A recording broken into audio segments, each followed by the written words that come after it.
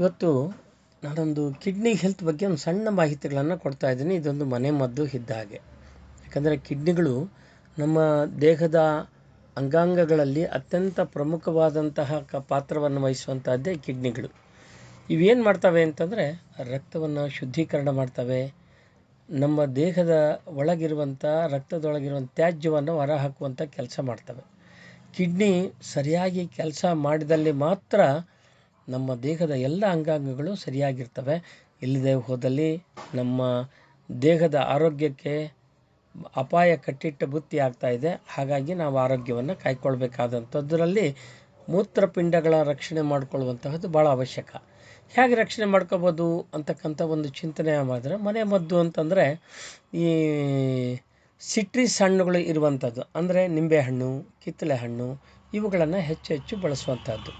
ಇವುಗಳ ಬಳಕೆಯಿಂದ ಏನಾಗ್ತದಂದರೆ ಮೂತ್ರಪಿಂಡದಲ್ಲಿ ಕಲ್ಲು ಆಗದಂತೆ ತಡಿತಾ ಇದ್ದಾವೆ. ಇದರಿಂದ ನಮ್ಮ ದೇಹದ ಆರೋಗ್ಯಕ್ಕೆ ಹೆಚ್ಚು ಒಳಿತಾಗ್ತಾ ಇದೆ ಅಂತಕ್ಕಂಥದ್ದು. ಇನ್ನು ಮತ್ತೊಂದರಿಂದ ರಕ್ಷಣೆ ಮಾಡ್ಕೋಬೋದು ಹೇಗೆ ಅಂತಂದರೆ ಕೆಂಪು ದ್ರಾಕ್ಷಿಯನ್ನು. ಈ ಕೆಂಪು ದ್ರಾಕ್ಷಿ ಏನು ಮಾಡ್ತದೆ, ಮೂತ್ರಪಿಂಡದ ಉರಿಯೂತವನ್ನು ಮತ್ತು ಊತವನ್ನು ತಡೆಯುವಲ್ಲಿ ಮತ್ತು ಫ್ಲೇವನಾಯ್ಡ್ಗಳಲ್ಲಿ ಕೆಂಪು ದ್ರಾಕ್ಷಿ ಅತ್ಯಂತ ಸಮೃದ್ಧವಾಗಿರೋದ್ರಿಂದ ಇದು ಭಾಳ ಉಪಯುಕ್ತಕಾರಿಯಾಗ್ತದೆ.